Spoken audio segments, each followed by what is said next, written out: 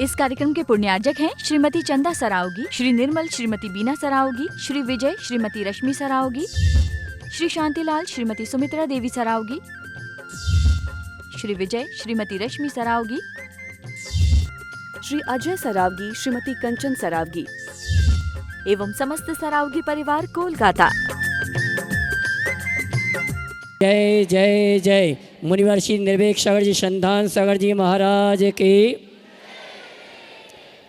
देवी अहिल्या की नगरी मालवा की शान इंदौर के पश्चिमी क्षेत्र में गोदा स्टेट से सुमति धाम सौभाग्य सदन से सायंकालीन टीवी चैनल का बहुचर्चित विश्वविख्यात शंका समाधान के कार्यक्रम में हम और आप अपनी शंकाओं का समाधान प्राप्त करें। उसके पहले पारस चैनल, जिनवाणी चैनल, आदिनाथ चैनल और प्रमाणिक ऐप के माध्यम से जिस कार्यक्रम को घर में बैठ के देख सुन रहे हैं और यहाँ पर उपस्थित समस्त श्रावक श्राविकाओं का गोदा स्टेट परिवार, मनीष जी, सपना जी गोदा परिवार और जैन समाज सुमति धाम हार्दिक अभिनंदन स्वागत करता है।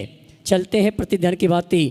परम पूज्य मुनिवर के श्री चरण में नमन करते हुए आशीर्वाद प्राप्त करेंगे और गोदा परिवार की उससे निवेदन करेंगे शंका समाधान के कार्यक्रम के लिए दोनों हाथ जोड़ लेंगे, मेरे साथ दोहराएंगे, बोलेंगे हे मुनिवर नमोस्तु नमोस्तु नमोस्तु।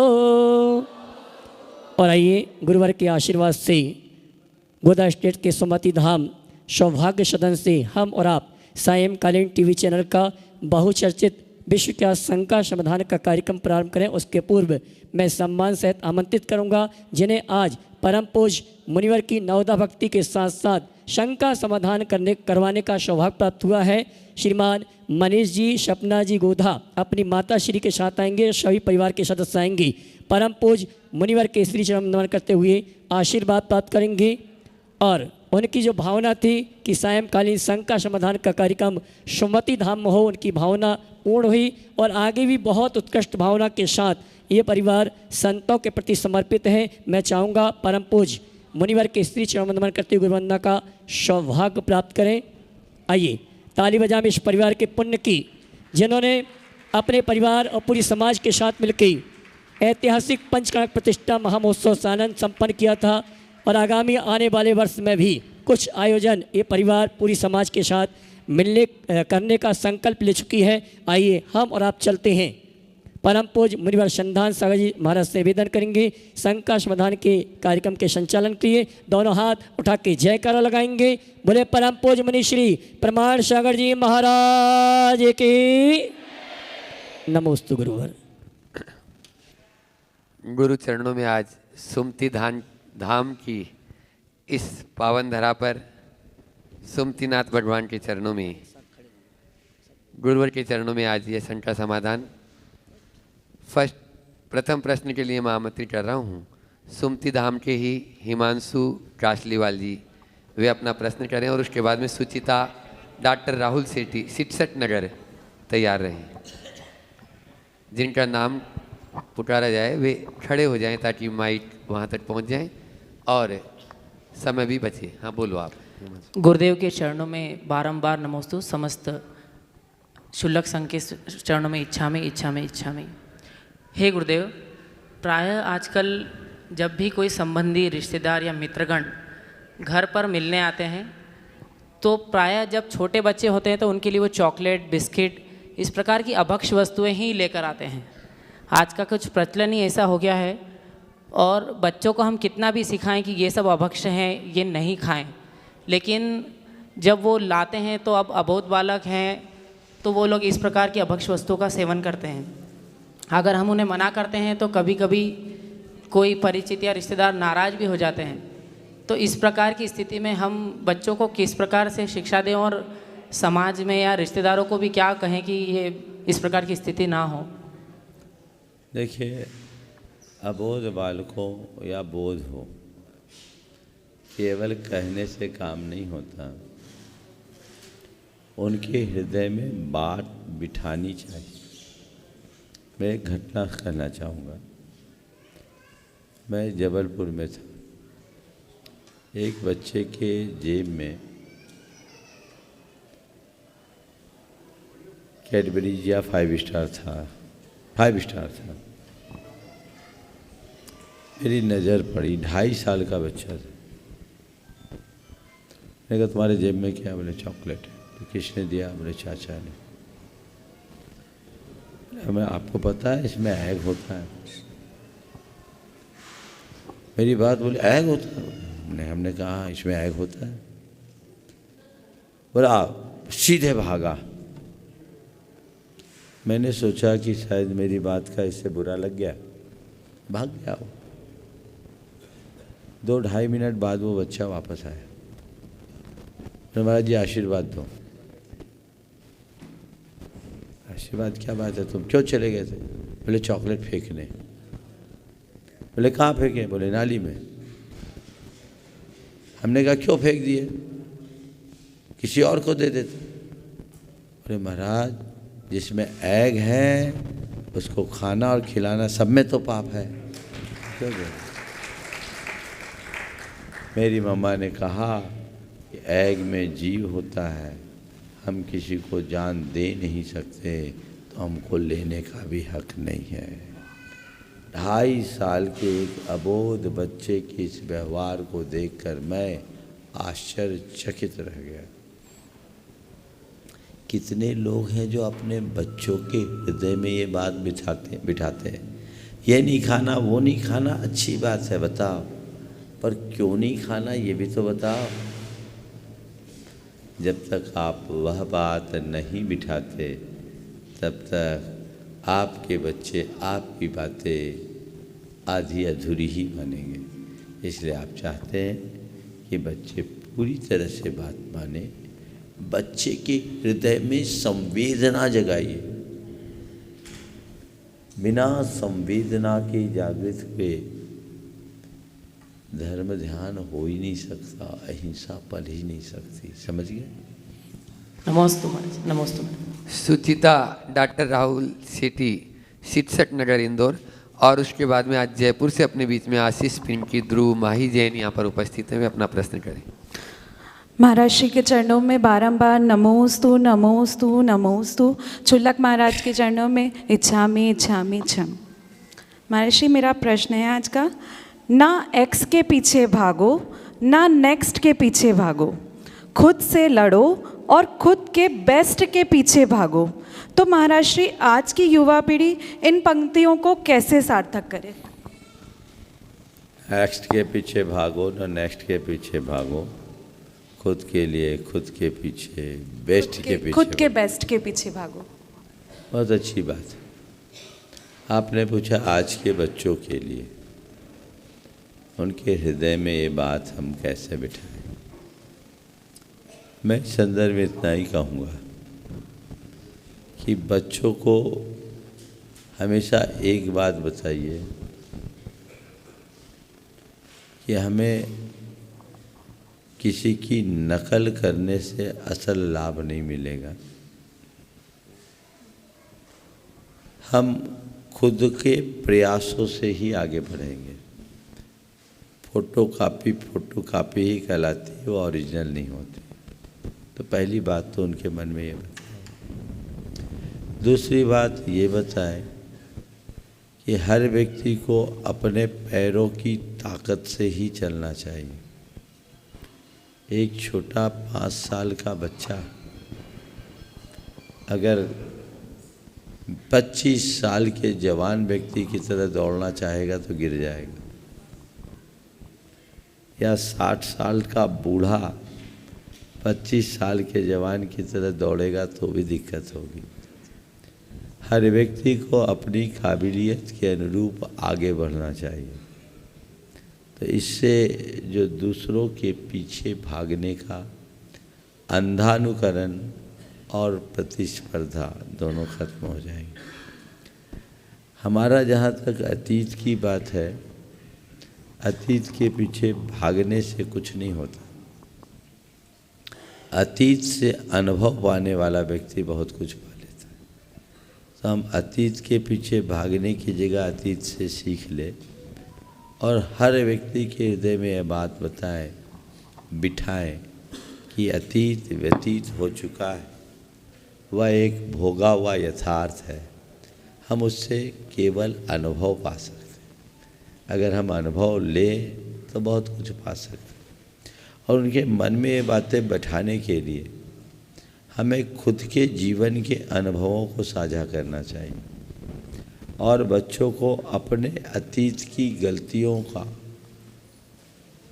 पाठ पढ़ाते हुए, अतीत की गलतियां बताते हुए उन्हें कहना चाहिए कि देखो ये गलतियां हमसे भी हुई, लेकिन हमने उससे सीख ली, आगे बढ़ गए। और जहां हमने सीख नहीं ली, कैसे पीछे उठे, तो हम पीछे की बात से भी बच जाएंगे, आगे की भी बात से बच जाएंगे और हमारे अंदर आत्मविश्वास जागृत होगा जो हमारा रास्ता खुद प्रशस्त करेगा। नमोस्तु महाराज जी। जयपुर से गुणायतन ट्रस्टी आशीष पिंड की ध्रुव माही जैन अपना प्रश्न करें और उसके बाद में LNCT से शांतिनाथ दिगंबर जैन महिला मंडल तैयार रहे।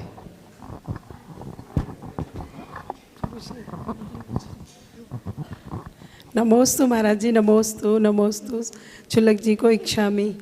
महाराज जी, मेरा प्रश्न ये है कि मेरे बच्चे बड़े हो गए हैं महाराज जी, छोटे से मैं आपके पास ला रही हूँ, तो महाराज जी अब मैं इनको क्या शिक्षा दूँ और कैसे इनको पालन करूँ? देखो, माता पिता को अपने बच्चों को लेकर के चिंतित होना स्वाभाविक है। एक डॉक्टर साहब ने कहा कि महाराज मैं जब पढ़ता था तो मेरे पिताजी सोचते थे कि मेरा बेटा कुछ बन जाए। आज मेरा बेटा हॉस्टल में, मैं सोचता हूँ कि बेटा कम से कम बिगड़े नहीं, बिगड़ने से बच जाए। समय बदला है, चिंता होना स्वाभाविक है, लेकिन मैं सभी माता पिताओं से कहता हूँ आप बच्चों के प्रति जागरूक रहिए, चिंतित मत होइए। चिंता होने से क्या हो? आप जागरूकता के साथ बच्चों का ठीक ढंग से लालन पालन कीजिए, उन्हें सही तरीके से संस्कार दीजिए, उन्हें समझाइए। बच्चों में अगर सही समझ विकसित हो जाए तो दुनिया में कहीं भी क्यों न चले जाए, उनमें भटकाव नहीं आता। अच्छे संस्कार दीजिए, अच्छी संगति दीजिए। कई बार संगति संस्कारों पर हावी हो जाती है और अच्छे संस्कार संपन्न लोग भी कुछ संगति के शिकार बनकर पथभ्रष्ट हो जाते हैं। तो हमें संस्कारों के साथ संगति का भी ध्यान देना चाहिए और बच्चों पर थोड़ा भरोसा भी करना चाहिए। बच्चों को लेकर जो माँ बाप ज़्यादा चिंतित होते हैं उससे भी बच्चे बहुत परेशान होते हैं। एक बच्चा ने तो एक दिन अपनी मम्मी के सामने ही मुझसे कहा कि आप हमेशा मेरे बारे में नेगेटिव ही बोलते हो, कभी कुछ पॉजिटिव तो बोला करो, है ना। हो सकता है तुम्हारे बच्चे भी उसमें शामिल हैं। तो उससे बच्चों का एटीट्यूड माँ बाप के प्रति बिगड़ जाता है। माँ बाप से मैं कहता हूँ बच्चों की 10 गलतियों पर एक बार टोको, एक गलती पर 10 बार टोकने की आदत से बचो। आप लोग क्या करते हैं? हाँ, नहीं ठीक है, उससे कोई बुराई नहीं है। एक्चुअल में होता क्या है कि हम लोगों को ऐसा लगता है कि हमारे बच्चे ही नहीं सब कुछ है। थोड़ा फ्लैशबैक में खुद आके देखो ना, हम कहाँ थे। एक बार एक पिता ने अपने बेटे की शिकायत की कि महाराज ये अल्कोहल लेता है, थोड़ा इसको आप बताइए। बेटे ने छूटते ही कहा, पापा आपने भी तो 35 साल की उम्र तक ली थी।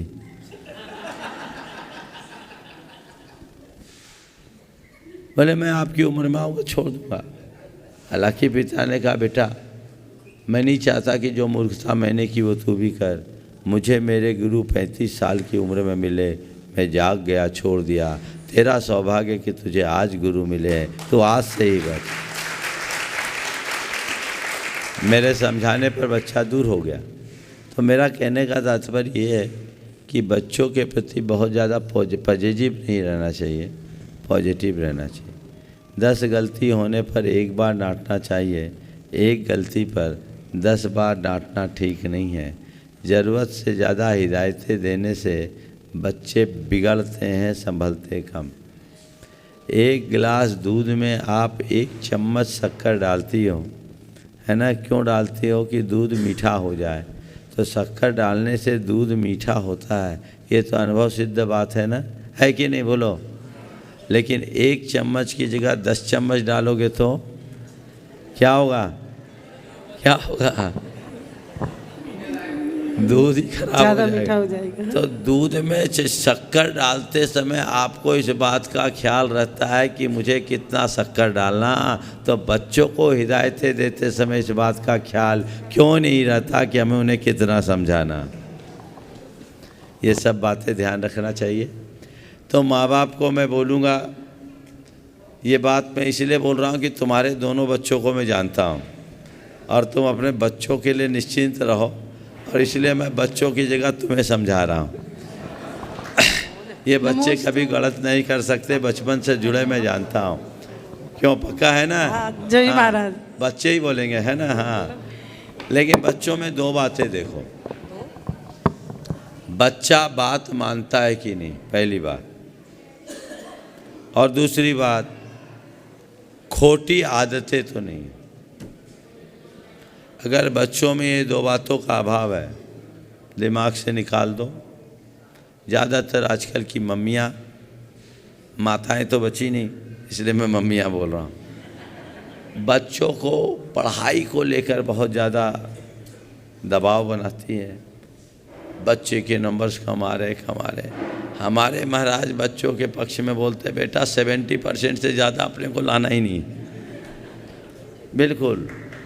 और महाराज जी ने अभी कुछ दिन पहले बोला था कि 70% लाने वाला बच्चा माँ बाप के साथ रहेगा और 99 वाला तो विदेश भाग जाएगा, कोई काम का ही नहीं रहेगा। समझ गए ना? इसलिए वैसा करना ही नहीं है, उससे ज़्यादा हमको लाना ही नहीं है, ये ध्यान में रखना। चलिए। नमोस्तु महाराज। LNCT से शांतिनाथ दिगंबर जैन महिला मंडल, वे अपना प्रश्न गुरु चरणों में रख रहे हैं। और उसके बाद में आज कोडरमा से अपने बीच में गुणायतन ट्रस्टी वीरेंद्र जी छाबड़ा, वीरू छाबड़ा जी, वे अपना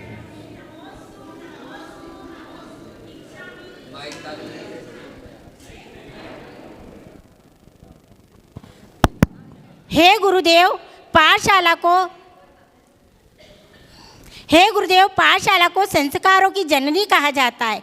ये संस्कार की नींव मजबूती से जीवन भर बनी रहे, उनके साथ इस प्रकार बच्चों को किस प्रकार पढ़ाना चाहिए, हमें संदेश दीजिए। अनेक बार इस पर मार्गदर्शन दिया है, और आप लोग जो पाठशाला के बारे में जानना चाहते हैं, हमारे दोनों महाराज हैं, पाठशाला का पूरा ध्यान रखते हैं, इनसे संपर्क कर लीजिएगा। चलिए। नमोस्तु महाराज। वीरू छाबड़ा जी, कोडरमा, माइक वहाँ तक पहले पहुँचा दिया को गुणायतन ट्रस्टी। और उसके बाद में सुनो नाम दे। ओम। हेलो महाराज श्री के चरणों में 3 बार नमस्ते। तैयार रहेंगे। एटलांटा से, अमेरिका से अपने बीच में आश्विन जैन यहाँ पर उपस्थित हैं, वे अपना प्रश्न करेंगे। महाराज श्री, हमारे देश में छोटे बड़े त्यौहार, होली, दिवाली, दशहरा, बसंत पंचमी और यहाँ तक कि गृह प्रवेश, एनिवर्सरी, शादी की मुहूर्त, सब पंचांग देख के मनाते हैं, पंचांग देख करके निकालते हैं, यहाँ तक कि गृह प्रवेश का भी मुहूर्त। लेकिन जब एनिवर्सरी, बर्थडे, गृह प्रवेश, ये सारे इंग्लिश तिथि हो जाते हैं, तो क्या हमारे ये गुलामी का परिचायक है अभी तक? बहुत सुंदर सवाल किया। करते तो सब पंचांग देख कर हैं, पर ये सारा कार्यक्रम आप अंग्रेजी कैलेंडर से करते हैं। आज ये विषय भी देश में ही नहीं, दुनिया के कई देशों में एक बहस का मुद्दा बन रहा है। तारीखों से पंचांग का औचित्य कम होता। पंचांग को तो पंचांग के अनुसार देखना चाहिए, और हमारा जो पंचांग है वो तिथियों, नक्षत्रों, ग्रहों आदि के माध्यम से बना है। तो हमें बहुत अच्छा हो कि हम चैत वैशाख आदि माहों के आधार पर करें और उन्हीं अनुसार कराएं।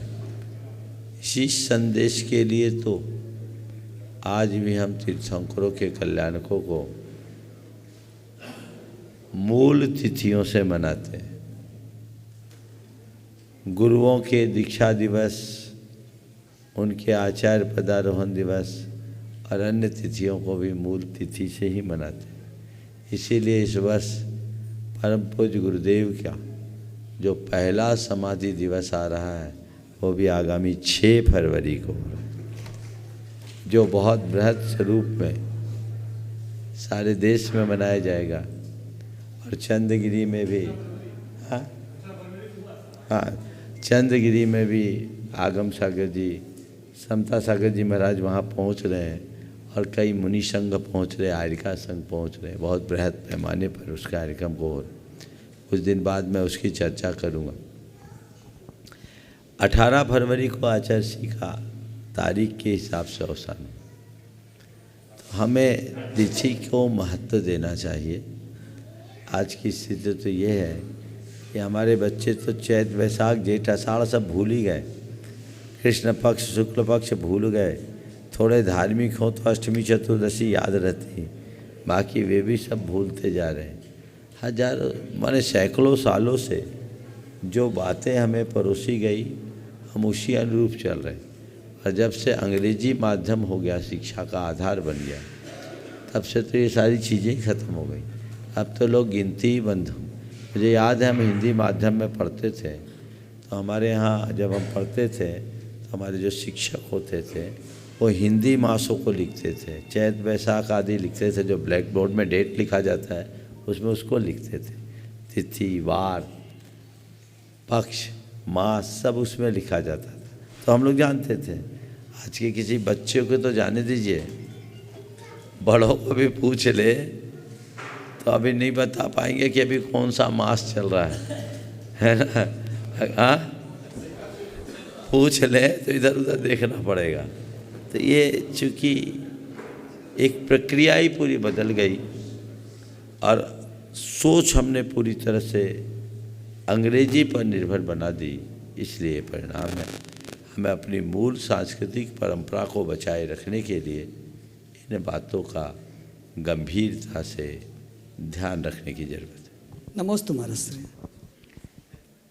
एटलांटा अमेरिका से आश्विन जैन अपना प्रश्न कर रहे हैं और उसके बाद में प्रदीप जी बड़जात्या पुलक चेतना मंच परिवार से अपना प्रश्न करें। नमोस्तु गुरुवर, नमोस्तु गुरुवर, नमोस्तु गुरुवर, इच्छामि गुरुवर, इच्छामि गुरुवर। गुरुवर, हम अटलांटा मंदिर में नल के जल से भगवान का अभिषेक गर्म करके प्रासुक करके करते हैं, ठंडा करके उसे, पर वो प्रमाद ही है। और एक और चीज़ है कि वहाँ पे कुएं और बोरिंग की व्यवस्था करना, अभी हमें वो रास्ता नहीं मिला, तो हम अभी ये यूज़ कर रहे हैं। एक और चीज़ है कि रेन वाटर यूज़ कर सकते हैं, पर उसकी विधि सही क्या है वो हमें पता नहीं है।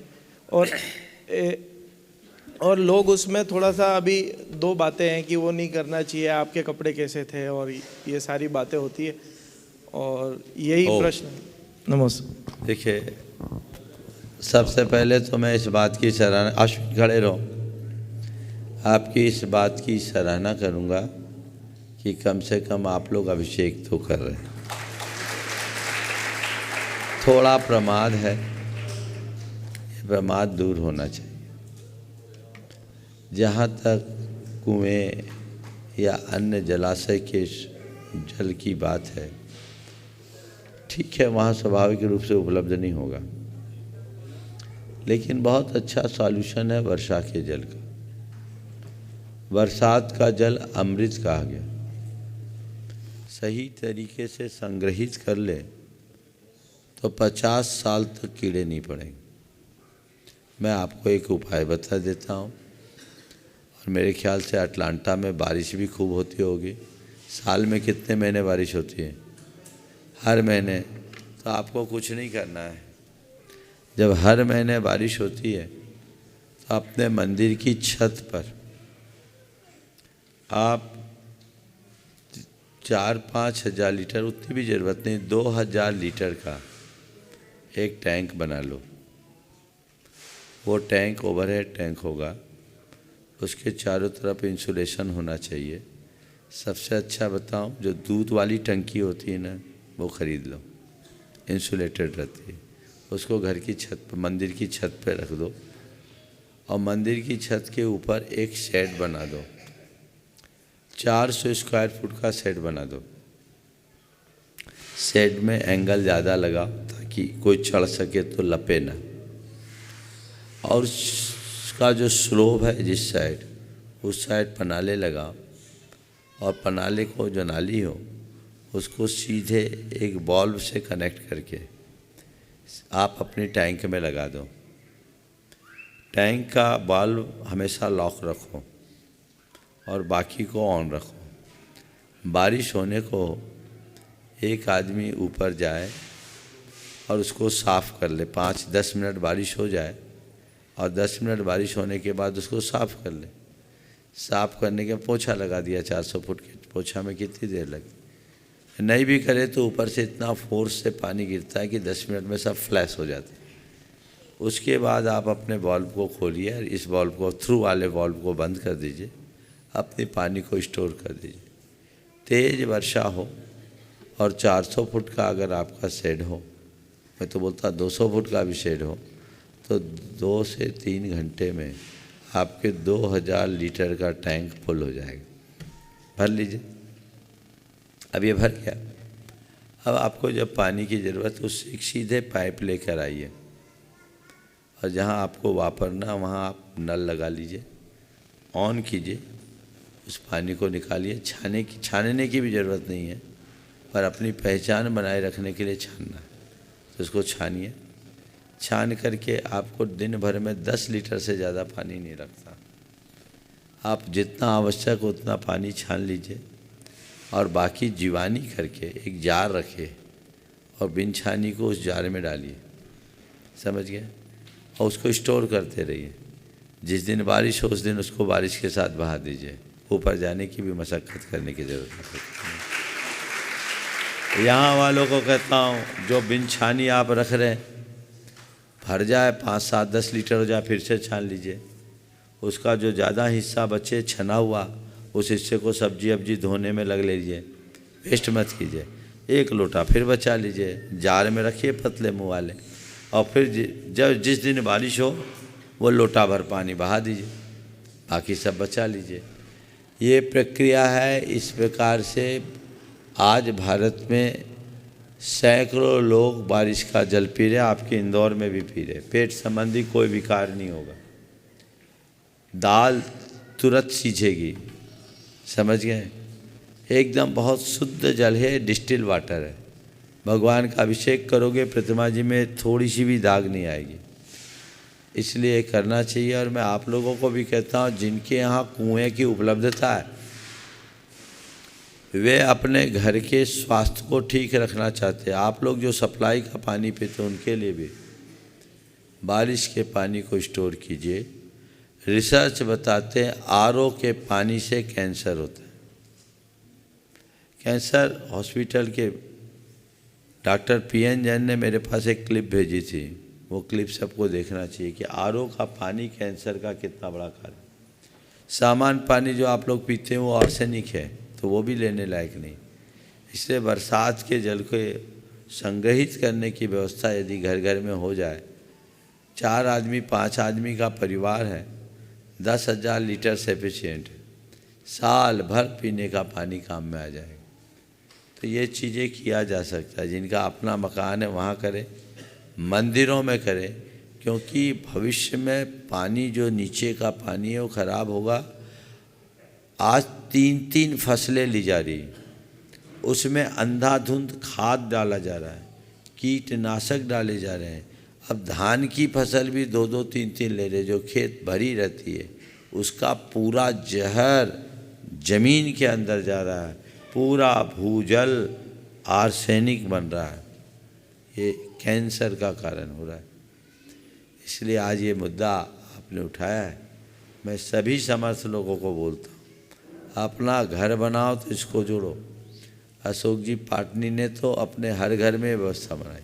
किशनगढ़ में तो उनने 1 लाख लीटर कैपेसिटी का सारा घर का खाना ही इससे बनता। कहीं बाहर जाओ तो ले जाओ, इसको अपना लोगे तो प्रतिमा लेने में सोचना नहीं पड़ेगा। 4 दिन को जाओ, अपना पानी लेके जाओ, कोई दिक्कत नहीं। ये सबसे अच्छा मार्ग है, इसका अनुकरण सबको करना चाहिए। हाँ, पुलक चेतना मन से प्रदीप जी बढ़ जाते अपने बीच में हैं, वे अपना प्रश्न कर रहे हैं और उसके बाद में जिस स्थान पर यह शंका समाधान का विश्व प्रसिद्ध कार्यक्रम चल रहा है, ऐसे गोदा स्टेट के गुरुवत परिवार श्रीमती प्रभा जी के पुत्र वधु मनीषा सपना जी, अर्णव और अनन्या गोदा परिवार, वे अपना प्रश्न भी यहाँ रखेंगे और धर्म प्रभावना समिति उनका सम्मान भी करना चाह रही है। यहाँ पर अध्यक्ष जी और सभी बैठे हुए हैं गोदा जी, वे उनका सम्मान भी करेंगे। हाँ, प्रश्न करें आप। नमोस्तु भगवान। भगवान, आपका इंदौर चतुर्मास के पूर्व ऐतिहासिक प्रवेश हुआ। 4 महीने चतुर्मास भी बहुत अच्छा रहा, प्रवास पूरा चतुर्मास का प्रवास बहुत अच्छा रहा और शंका समाधान प्रवचन, भावना योग सभी कार्यक्रम ऐतिहासिक हुए। इससे जो भी नई पीढ़ी है और जो पुराने भी लोग हैं वो सब बहुत जुड़े भी और प्रभावित भी बहुत हुए। लेकिन अब आप किसी भी टाइम आपका जनवरी में जाने का समय है, हम ये चाहते हैं कि आपके जाने के बाद जितने भी लोग जुड़े, जो भी प्रभावित हुए, ये आने वाले कई वर्षों तक अपनी चर्या, अपना आचरण ऐसा रखे कि जिसमें ये लगे कि 4 महीने में उनने क्या सीखा, क्या समझा और क्या परिवर्तन आया। और गुरुदेव उससे आपके नाम के साथ ये रहे कि भाई ये प्रमाण सार जी सिखा के गए हैं, जिसकी वजह से आज इंदौर का माहौल ऐसा पलटा है। इसकी वजह से इतना धैर्य है, सहज है, सरल है, निरोगी है भावना योग की वजह से। तो ऐसा सब क्या हो जो आपके जाने के बाद पूरा इंदौर परिवर्तन आ जाए और लंबे समय तक ये परिवर्तन रहे और भावना, मंगल भावना जैसी भी सबकी भावना रहे। नमोस्तु भगवान। बात बहुत अच्छी कही है। अक्सर ऐसा होता है, बारिश होती है, पानी की बूंदें रुई पर गिरती है, तो रुई उस बूंद को अपने रग रग में समा लेता है। मिट्टी पर गिरती है, मिट्टी नम हो जाती है और लंबे समय तक नमी उसमें बनी रहती है। अब पत्थर पर गिरती है, पत्थर भीग जाता है और हवा लगने के बाद जो के तो सूख भी जाता है। बारिश सब पर समान है। अब ये अलग अलग परिणति है, कुछ रुई है, कुछ माटी है, तो कुछ पत्थर है। मैं इंदौर के प्रति बड़ा सकारात्मक हूँ। मुझे तो इंदौर में एक भी पत्थर नहीं दिखा। मुझे लगता है सब 2 नंबर के लोग ज़्यादा हैं। सुधार लेता हूँ, 2 नंबर सुनने में आप लोगों को बुरा लगता है, द्वितीय क्रम के हैं। अब ठीक है ना, दूसरे नंबर के हैं। और कुछ लोग ही हैं जो रुई की भांति होते हैं। दोनों अच्छे हैं। हमें ये देखना है, हम रुई बने या ना बने, मिट्टी तो बने, कम से कम नम हो और नमी को बनाए रखें। मिट्टी में नमी एक बार पकड़ती है तो लंबे समय तक बनी रहती है, लेकिन थोड़ा सा सिंचन ना हो तो वापस सूख जाती है और कभी कभी सूखने के बाद पहले से भी खड़ी हो जाती। तो मिट्टी को सिंचन चाहिए। और आप लोग भी शायद इसीलिए अपना स्वभाव बनाए रखे हो मिट्टी जैसे, कि एक ही बार में तर हो जाएंगे तो दोबारा क्या मिलेगा, इसलिए फिर बरसात होते रहे और फिर चाह जगते रहे। अच्छा, और ये हमारे महानुभाव अध्यक्ष महोदय रुई वाले हैं, तो रुई है लेकिन ये रुई है नहीं, रुई बेचते हैं, रुई बनाते हैं। ये मिट्टी है, वो बहुत प्यासे हैं, ये कहते हैं हमको रुई बनना नहीं, कसम खाएं, क्योंकि एक बार रुई बन जाएंगे तो दोबारा आपके पास आने का मन ही नहीं होगा। हम तो मिट्टी हैं, चाहते हैं आपके जल की वर्षा हमेशा होते रहे, हमेशा होते रहे, हमेशा होते रहे। हाँ, और यहाँ मिट्टी वाले हैं, हाँ, और इंदौर में सब प्रकार के हैं। तो ये चीज़ें हैं, सबकी बनी रहती है। आपने बहुत अच्छी बात कही। देखिए, सूरज उगता है, रोशनी फैलाता है, और एक पल जाकर अस्ताचल की गोद में सो जाता है। सूरज अपना काम कर गया, पर सूरज के उजाले में जिसको अपना काम करना था वो कर लिया, तो उसके लिए सूरज के उगने का कोई अर्थ है, अन्यथा सब व्यर्थ है। तो ये आपको देखना है कि हमने क्या किया, क्या नहीं किया। हर व्यक्ति को ये बात बहुत गहराई से सोचना चाहिए, उसकी समीक्षा करनी चाहिए। सपना मनीष जी गोदा की सुपुत्री अनन्या गोदा, वे अपना प्रश्न कर रही हैं। पूरा परिवार और पूरा परिवार, प्रभा जी के पुत्र वधू मनीषा सपना जी गोदा और उनके समस्त परिवारजन यहाँ पर आ जाएं। धर्म प्रभावना समिति के अध्यक्ष से अशोक जी दोषी और साथ में ही आनंद जी, नवीन जी गोदा, वे भी आ जाएं। विजय जी पाटोदी मुख्य यजमान, वे भी आ जाएं। और आज इस गुरु भट्ट परिवार का आप लोग सम्मान करें, और आप लोग जोरदार तालियों से सपना मनीष जी का एक बार बहुत अच्छे सम्मान कर दें। रानी दोषी जी भी उपस्थित है, वे भी आ जाएं। धर्म प्रभावना समिति के सभी पदाधिकारी यहाँ पर जो उपस्थित हैं वे आ जाएं। स्वागत जरूरी है, आपका सम्मान करना जरूरी है। अनन्या को माइक पहुंचा दें वहाँ तक, ताकि वे अपना प्रश्न, हाँ, और सपना जी भी अपनी बात गुरु चरणों में रख रही हैं, तो वहाँ तक माइक पहुंचा दें। आप लोग ये इंदौर नगर के गौरव और सभी जानते हैं। करो सपना जी शुरू,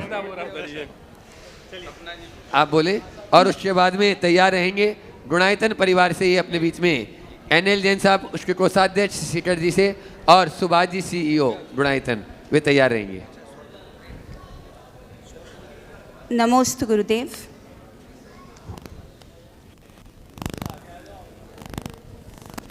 नमोस्तु गुरुदेव। मेरे 2 प्रश्न हैं और दोनों सुमति धाम से संबंधित है और पर्सनल है। एक चीज़ होती है कि जब मैं सुमतिनाथ भगवान के दर्शन करने जाती हूँ रोज़, तो इतना स्ट्रॉन्ग कनेक्शन फील होता है कि आंखों में आंसू आ जाते हैं दर्शन करते वक्त। तो इसका कारण मैं जान नहीं पाती हूँ, बट वो रोज़ दर्शन करने आती हूँ। जब अकेले मैं दर्शन करती हूँ तो कनेक्शन इतना पावरफुल हो जाता है कि दर्शन करते करते ऐसा लगता है कि कुछ कनेक्शन फील होता है बहुत डीपली। दूसरा प्रश्न है गुरुदेव, एक पावर ऑफ मैनिफेस्टेशन होता है कि हम कुछ चीज़ें मन में सोचते हैं, इतना स्ट्रांगली सोचते हैं और इतना स्ट्रांगली बिलीव करते हैं कि वो होने लग जाती है। क्योंकि जब मंदिर का निर्माण कार्य चल रहा था, मैं और मनीष अक्सर कंस्ट्रक्शन साइट पे देर रात होते थे। हम ये आपस में बात करते थे कि जब ये मंदिर का निर्माण होगा, संसदन होगा, तो बड़े बड़े संघ यहाँ आएंगे, हमें इन सब का सानिध्य मिलेगा। भगवान ने गुरुदेव ऐसा सुना कि 1 साल में ही इतने संघ और अभी इतने सारे संघ आने वाले हैं। तो ये दोनों बातें मुझे पर्सनली बहुत डीपली, मैं इनके बारे में सोचती हूँ कि क्या हमारा पावर ऑफ मैनिफेस्टेशन इतना स्ट्रांग हो सकता है। बहुत अच्छी बात। देखिए, जहाँ तक पहली बात, ये बड़े शुभ लक्षण है। भगवान से जीवंत संपर्क और भगवान की मूरत में उनकी जीवंतता का दर्शन होता है, हर्ष के आंसू आते। वाणीम गदगदयन बपू पुलकयन नेतद्वयन श्रावयन मूर्धानम नमयन करो मुकलियन चेतोपि निर्वाप। गदगद वाणी से और नयनों से नीर झर, तो ये भक्ति की पराकाष्ठा है। तुलसीदास जी ने लिखा, तुम दर्शन ते पुलक शरीरा गदगद गीरा नयन बहे नीरा। अगर रोम रोम पुलकित हो रहा है, वाणी गदगद हो रही है, आँखों से अश्रु की धार बह रही है, समझना भीतर भक्ति का स्रोत फूट गया है। जहाँ तक दूसरा सवाल है, निश्चित आज सुमति धाम में आए। यहाँ आने से पहले इसके बारे में बहुत कुछ सुना था, और जैसा सुना था उसके हिसाब से एक काल्पनिक चित्र भी मेरे मानस में बना हुआ था। लेकिन यहाँ आने के बाद मैंने जो देखा वो कल्पना से भी आगे था। आप लोगों ने कॉलोनियाँ तो बहुत लोग बनाते हैं, प्रायः जितने हैं वही इसी लाइन के हैं, पर इस भाव के साथ इतनी उदारता और इतनी व्यापकता सोच करके अगर किया है तो ऐसी भावनाओं से पुण्य में प्रगाढ़ता आती है, और जिनका पुण्य प्रगाढ़ होता है उन्हें सारे अनुकूल संयोग सुलभ होते हैं। मैनिफेस्टेशन और अन्य बातें तो ये आज की भाषा में, ये सब भी हमारी बुद्धि में तभी आता है जब पुण्य हो। जिनका पुण्य क्षीण होता है उनका दिमाग ही नहीं चलता। भावना योग में हम यही तो कराते हैं, लेकिन जिनका पुण्य क्षीण होता है वो भावना योग भी नहीं करते। हमारे पास विमल जी बैठे हैं, बीच में इनकी दिखा दो, बीच में इनकी तबीयत खराब हो गई थी। उस समय जब मैंने इनको भावना योग करने के लिए कहा, करते ही नहीं थे। जो कोई करे उसको डांट देते। कर्म का उदय, घर के लोग बोले महाराज क्या होगा, कर्म का उदय। और बाद में जब कर्मोदय अनुकूल हुआ, खुद भावना योग करने लगे, आज 100% ठीक हो गए, दिखा दीजिए। हाँ, और अब रोज़ भावना योग कर रहे हैं। तो ये बात गांठ में बांधने की है कि जब तक संयोग अनुकूल नहीं होंगे तब तक तुम्हारे भाव भी अनुकूल नहीं होंगे। और अनुकूल संयोग का जन्मदाता प्रगाढ़ पुण्य है।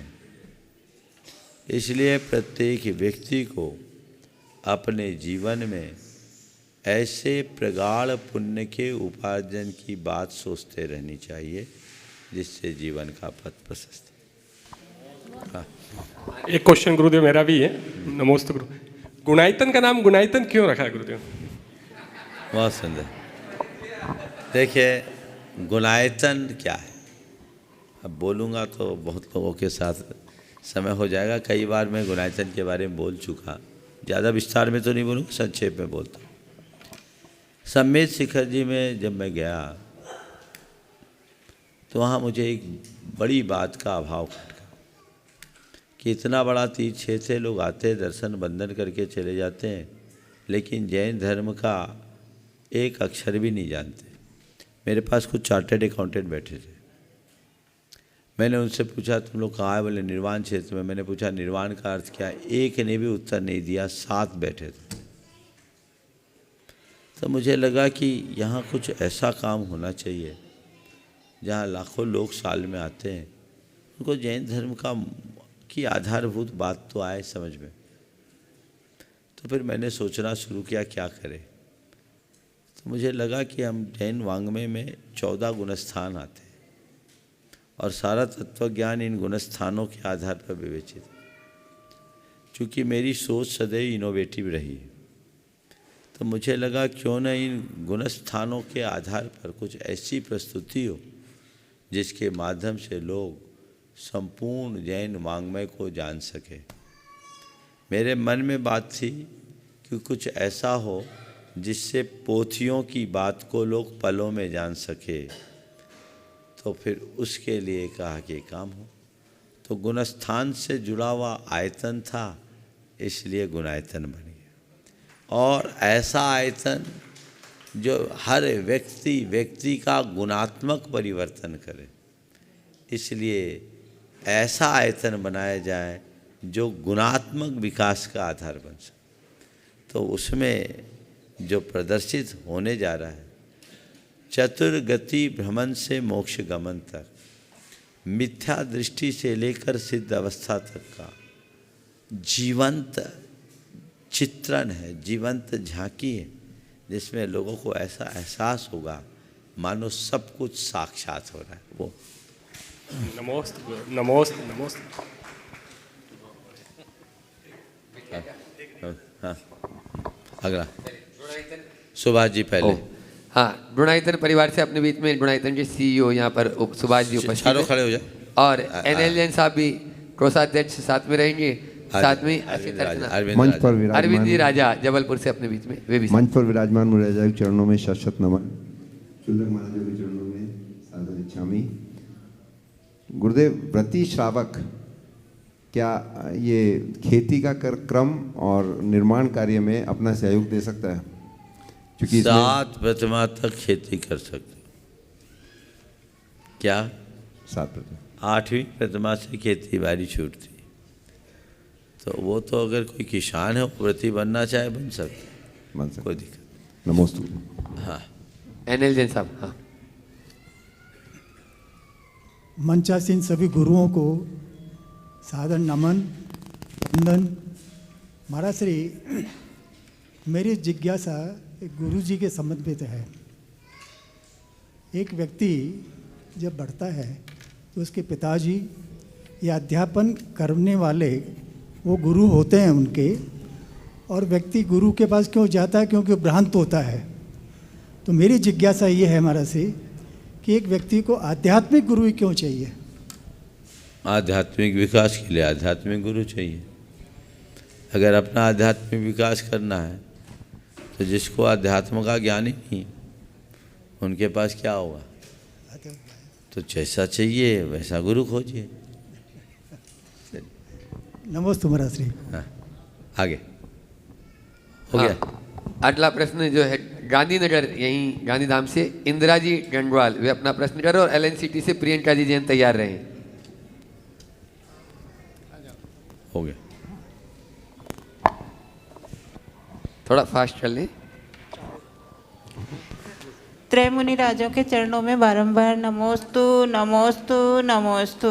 शुल्लक जी महाराज के चरणों में इच्छामि इच्छामि इच्छामि। प्रश्न बोले। गुरुदेव, मेरी शंका ये है कि हमारा मन अलग है, आत्मा अलग है, शरीर अलग है, तो फिर मन क्या है और हमसे अच्छे बुरे कर्म कौन करवाता है? मन करवाता है या शरीर करवाता है? और इन कर्मों का अच्छे बुरे का डिसाइड कौन करता है कि ये अच्छे कर्म है या बुरे कर्म है? मन अलग है, शरीर अलग है, आत्मा अलग है, बिल्कुल सही है। शरीर ये समझ लो मकान है,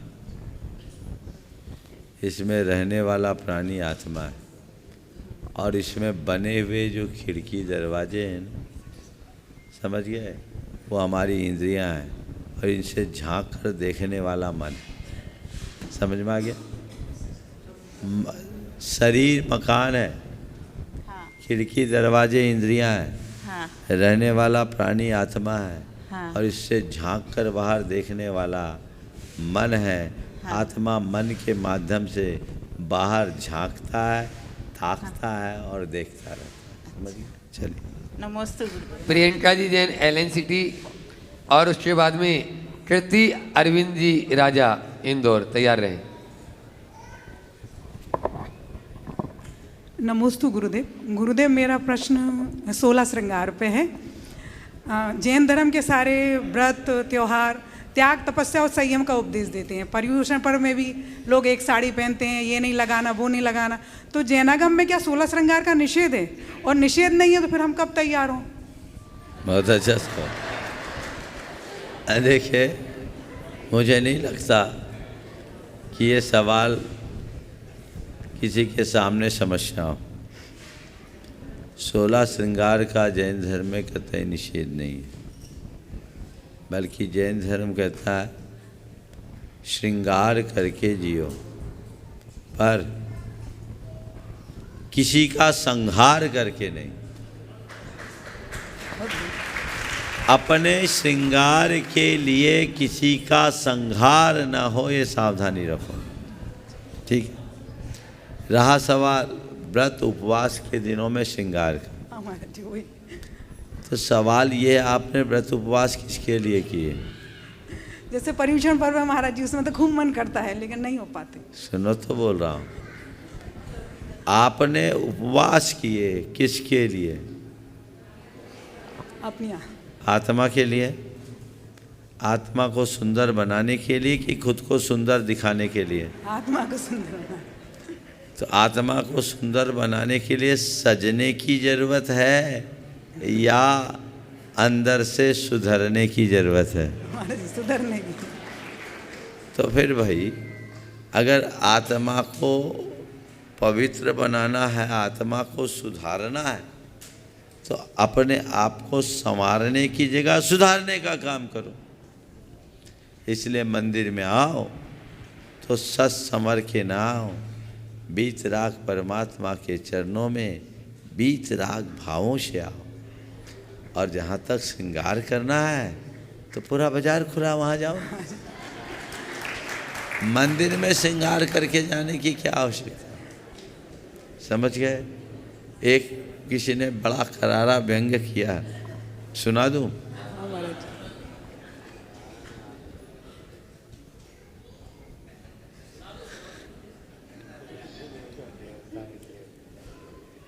देवियाँ मंदिर में पहुंची।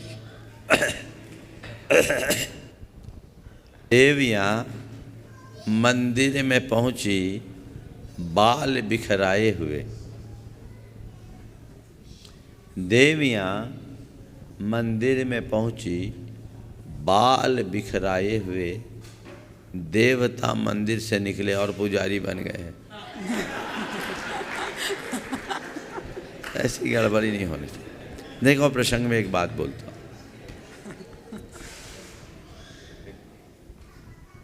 कभी भी श्रृंगार करो भारतीय अनुसार। भारतीय परंपरा के अनुसार यदि कोई स्त्री 16 श्रृंगार भी करे ना, तो उसमें देवी माया भगनी का रूप दिखता है। और पश्चिमी परिधान में उभर करके आती है तो वह एक केवल स्त्री के रूप में दिखाई पड़ती है। मैं आप सबसे कहता हूँ, आप भोग्या स्त्री नहीं, आप माँ हो, देवी स्वरूपा हो, भगनी स्वरूपा हो, नारायण की जननी बनने का सौभाग्य मिले। अपने उस सौंदर्य को अंगीकार। आजकल सिर से पल्ला तो गया, बाल की चोटी भी चले गई। आप कैसे रहना चाहते हैं आप रहो, पर अगर मेरी बात अच्छी लगे तो कल से सुधार कर लेना।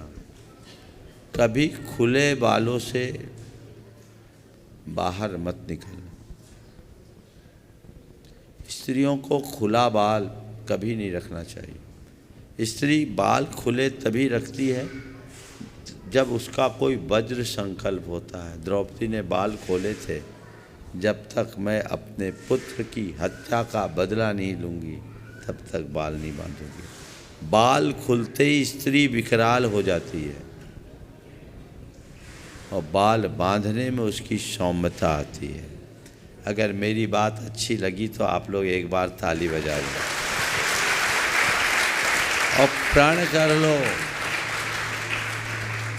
कि हम भगवान के दरबार में और गुरुओं के पास तो कम से कम खुले बालों में मत जाएं।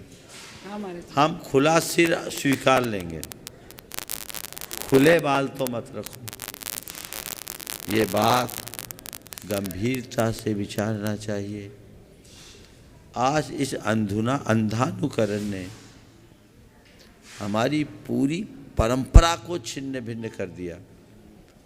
आज युवा वर्ग की जितनी भी युवतियां और महिलाएं हैं, प्रायः वो खुले बाल ही दिखती हैं।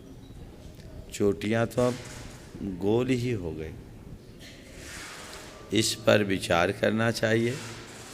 परामर्श देना मेरा काम है, मानना नहीं मानना आपका काम। आपकी अपनी लाइफ स्टाइल है, आप उसे देखें कैसे करें। आज सुमति धाम में आने का योग बना, भावनाएं थी। नंबर तो केवल सुबह का था, लेकिन ये भी आपका पुण्य था कि शंका समाधान हो गया। इन लोगों ने आपस में समझौता कर लिया, कालानी नगर इन लोगों ने, और कल के प्रवचन और कल का शंका समाधान कालानी नगर में संपन्न होगा दोनों कार्यक्रम में। चलिए। हाँ, नमोस्तु गुरुदेव। गुरुवर के चरणों में बारंबार नमोस्तु नमोस्तु नमोस्तु। महाराज जी, जबलपुर और कालानी नगर समाज का नमोस्तु नमोस्तु नमोस्तु। महाराज जी, एक प्रश्न है। नॉर्मली अभिषेक में हम मतलब बचपन से जब से मैं करता आ रहा हूँ तो सम्यक दर्शनाय नमः, सम्यक ज्ञानाय नमः, सम्यक साहित्याय नमः ही सुना है मैंने। लेकिन आजकल मैं कई लोगों को देख रहा हूँ वो इसमें एक और चीज़ जोड़ देते हैं, सम्यक तपो तपाय नमः। तो इसका क्या मतलब है और क्या ये करना चाहिए? रत्नत्रय में 3 होते हैं, तप जोड़ने में चतु आराधना हो जाती है तो एक कदम आगे बढ़ जाते हैं। सम्यक दर्शनाय नमः, ज्ञानाय नमः, चारिताय नमः कह सकते। समय हो गया। बात तो अभी गोधा जी, नवीन गोधा और अशोक जी दोषी का भी था, लेकिन ओवर समाप्त हो गए। हेलो। आज यहीं पर विराम।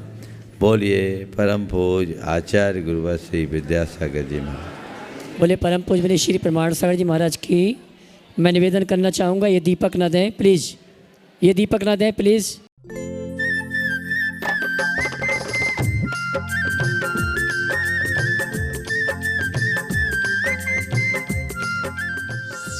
इस कार्यक्रम के पुण्यार्जक हैं श्रीमती चंदा सरावगी, श्री निर्मल श्रीमती बीना सरावगी, श्री विजय श्रीमती रश्मि सरावगी, श्री शांतिलाल श्रीमती सुमित्रा देवी सरावगी, श्री विजय श्रीमती रश्मि सरावगी, श्री अजय सरावगी, श्रीमती कंचन सरावगी एवं समस्त सरावगी परिवार कोलकाता।